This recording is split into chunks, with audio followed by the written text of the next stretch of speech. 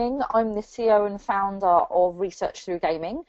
Research Through Gaming does what it says on the tin pretty much. We've been making games for research for about 5 years, and our research games, as we call them, have been made for lots of different kinds of brands, like the Campbell Soup Company, BBC, and I'll be sharing a case study with you today where we've worked with Fortune 500 company VF Corporation for a brand that they own called Lucy, which is an activewear company largely based in the US.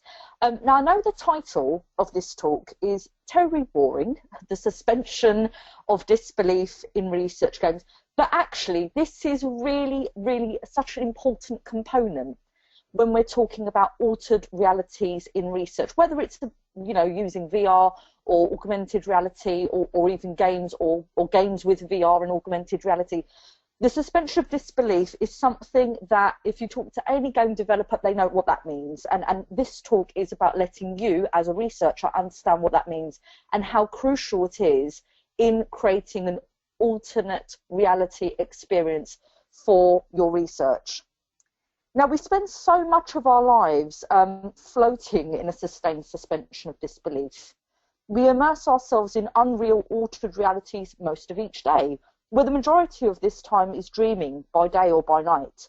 According to leading scholars, namely Paul Cobley, in his book Narrative, which I recommend you read if you're interested in altered realities for research. According to Paul Cobley, we are immersed in a narrative of some kind as much as 96% of each day. And now I'm going to reveal a major Game of Thrones spoiler. So if you are a Game of Thrones fan and you aren't caught up, you have been warned, so please do mute me. Otherwise, I'm sure I'll get lots of angry tweets after this. But what do we mean by a suspension of disbelief? Well, when we are talking about suspension of disbelief, it's when we suspend our critical faculties and believe the unbelievable. We sacrifice realism and logic for the sake of enjoyment. We suspend our judgment concerning the implausibility of a story when we watch movies like the Harry Potter movies, grow up reading weirdly wonderful tales from the likes of Roald Dahl, and watch TV shows like Game of Thrones. Here we see Jon Snow, the illegitimate son of a high-ranking family who has just been murdered by his colleagues near a wall that guards against ice walkers in a show that includes dragons and magic. He has since come back to life after being completely dead, through magic, by a woman who is actually about 100 but looks about 30. Now this, for many fans, is a perfectly viable twist in the storyline. We have believed the unbelievable. We have suspended our disbelief. However, put together an island come theme park of dinosaurs in the modern age, as they did in Jurassic World, add a lead character who runs for longer than a minute in high heels, and the whole world goes crazy. Now, for those of you who haven't seen Jurassic World, this is Bryce Dallas Howard, who in the movie has a role in the maintenance of the Jurassic World theme park. And yes, she does run for more than a minute in very high heels. Now, because this was so implausible in such a fantastical storyline, that didn't matter. Because this was so implausible, lots of people started to talk about this. Now, it's been such a popular thing that actually many of our listeners may have seen this pop up in blogs or news or on their news feeds or on Facebook, where we saw that despite, an island of dinosaurs taking place, people just couldn't believe that this woman could run for so long in heels. And so all these parodies started to happen. So you'd watch, TV shows like the late show with James Corden and her colleague, Chris Pratt. He was tasked with running in high heels, just to kind of prove how crazy the idea was.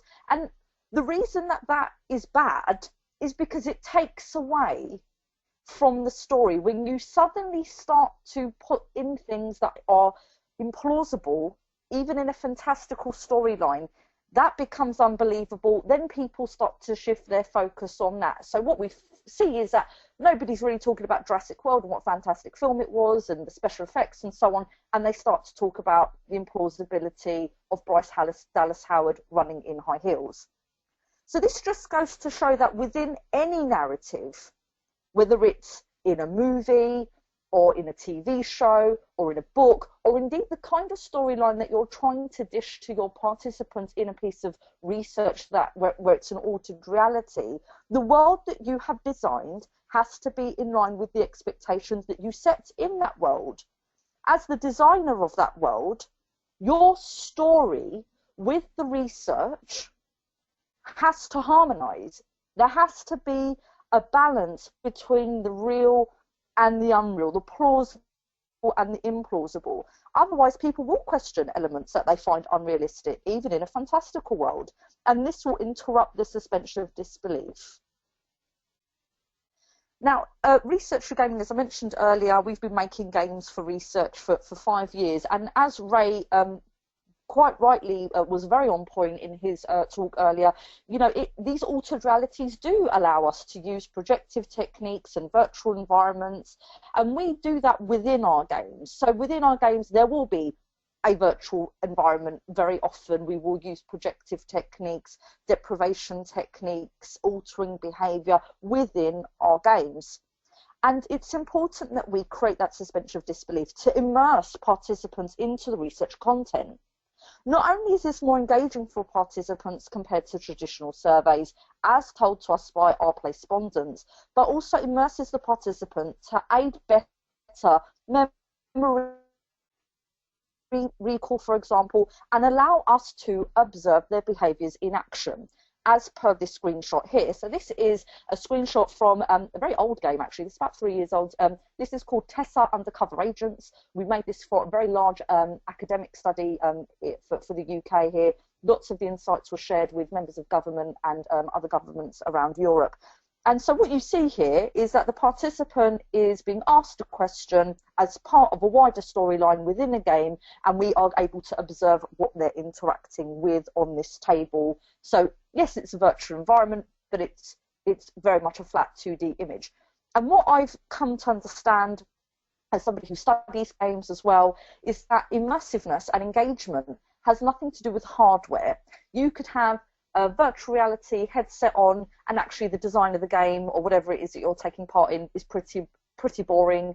You may not be immersed. However, you could be reading a book and be very, very immersed in that, or you could be taking part in a game that's on a flat screen.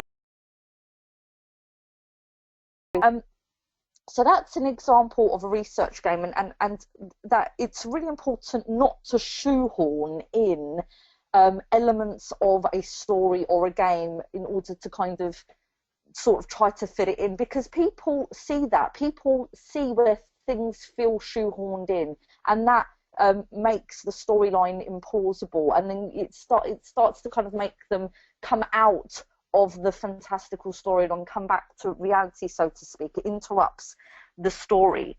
And we use music effects as well as stories and games. So in this particular example, you are an undercover agent being blasted into the future, and we've used other storylines, you know, like playing a product developer or being promoted to a president of a large company. These are all role plays in different worlds that we used for the purpose of immersing our respondents in the research content and observing their reactions in a way that is really much truer than ever before. And here's just some other examples here of other games that we've made, as you can see on the screen. And it doesn't matter that some of the narratives are fantastical. It doesn't even matter that some of the virtual environments we design and create aren't reflective of any place that's real. It is in that fantasy of a future scenario or of a situation where respondents only have a limited budget, for example, or amount of time, or they can interact with a product that doesn't even exist yet, that we have gained insights that have been actionable for the brands that we work with. When we combine such narratives and game mechanics and other digital components available to us, such as music and sound effects and timers, we can alter realities in a powerful way for people of any age, culture, or gender. But why do we do this? Well, it's for intrinsic engagement, and the word intrinsic there is so important. And it's important to note that, you know, we are talking about games here. We're not talking about gamifying a survey. We're talking about games. And why do we make games? Why not gamify a survey if that just does the job? Well, actually, games are said to be the most engaging medium of all time because they satisfy basic psychological needs, and also because many of them now are using narrative and, you know, character backstories to engage players further. In the game world of our research, it's the same principle. We use characters and stories to engage our participants in the research content. And games do not rely on extrinsic motivators like gamification does. You know, do X, get Y, you know, complete this task and you'll get a reward. Games allow that flow state. You can be intrinsically engaged. Now, here's an example of a storyboard. So this is how we pretty much work. So when we're designing a game for research, we really think about the why for the participant. You know, why would they want to take part in this?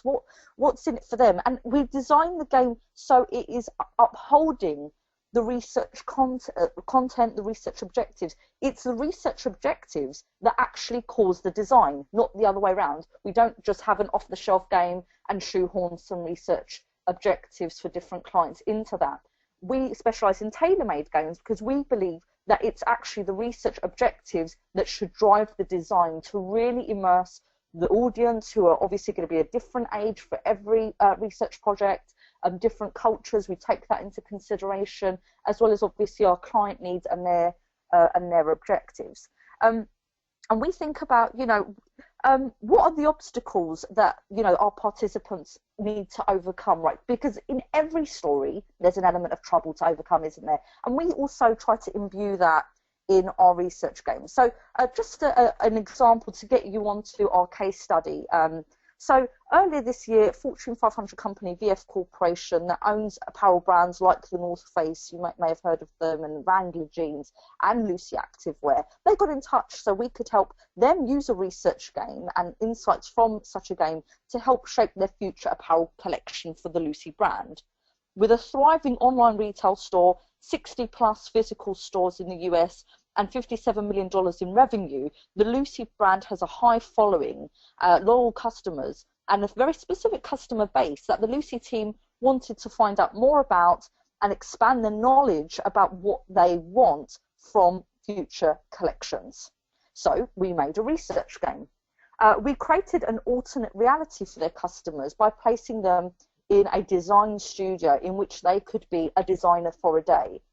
This uniquely made research game for the VF Corporation meant that we could create the questions and scenarios and interactions exactly how the Lucy team would have wanted in order to adhere to research objectives. And this really helped create so much engagement for their participants. So like Ray was talking about earlier, Maya was talking about earlier, it gave them a chance to look behind the curtains of what goes into development. So we actually had lots of participants say, you know, thank you very much for sharing this with us, because I now know a lot more about what goes in to the design of my activewear bottoms. It almost helps them appreciate the brand and the products from that brand a little bit more. And obviously, you know, fashion is clearly a visual thing. And so it made sense for us to use our capabilities to everyone's advantage by using visuals of the clothes that the participants could customize. So here you see, you know, they've chosen a specific style of activewear bottom. So they had about 12 to choose from: harem style pants, leggings, and so on. So in this example, someone's chosen a pair of leggings and they can choose a block color or print. They can choose texture, where they want their pocket. They could also choose the length of the pants, the rise, you know, so is it quite low on the hips or up towards the belly button, so that they could really customize it in quite a lot of detail there. And what we found was that not only were the participants very engaged, really enjoyed this kind of research, but it was very actionable, the insights that we got for our client. And you can see here some screenshots that were taken from their website at the time, where they actually incorporated what the findings were into their collection, and that was done actually within about a month after the research game had ended. And you can see that, you know, the cloud print here actually was so popular that they decided to use it on some of the other type of clothing shapes that they had there. You see a tank top there and a windbreaker jacket there as well. And they noted to us that the Lucy team, including the head of design and head of marketing, was so grateful for the insight and found it highly actionable for future product development. And as you can see here, Vanessa Dilloff, who was head of consumer insight, said that they were at the time already putting much of the learning to use in new product designs, which was great to see. But none of that would have happened if there wasn't a harmonious design between the story and the game with the research. So if we started to have very mismatched kind of storylines that weren't really related to the research content, or graphics that didn't really quite fit with the story, we wouldn't have had that engagement, we wouldn't have had those insights, and our client wouldn't have been able to obviously turn those insights into products that they then subsequently sold.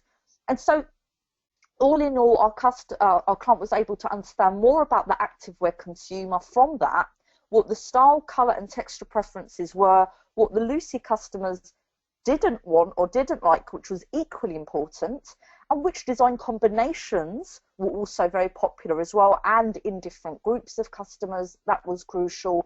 What design upgrades the customers desired. So we had some options for upgrading, and they could see, you know, the price rising or falling depending on what they chose for different kind of fabric types and sustainability and things like that. And then finally, their willingness to pay for that design. So at the end of the game, they'd have a screen that showed their final design, what the price would be, and we would assess, are they willing to pay for that? If not, what were their reasons?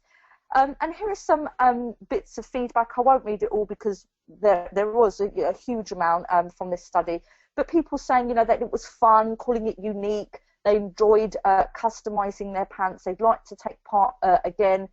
It was a nice way for them to stay informed. And I think it also helped them look upon the Lucy brand more favourably as well. You know, it was nice for them to get a interesting piece of research from a brand they loved, rather than, you know, a kind of traditional tick box grid style survey. And you can see here that intrinsic engagement is really taking place, where people are saying, you know, I really enjoyed this, I'd like to take part again. So you've got that replay effect there, because when we take part in video games, often people play them over and over again. That's because they are intrinsically engaged. And you can see here people saying, I want to take part in this again. So that's why a suspension of disbelief is very important in alternate realities. It's important to have a harmonious design with your story, with your game, with the research content. I'd like to discuss this more with people, so if you have any questions, feel free to ask away.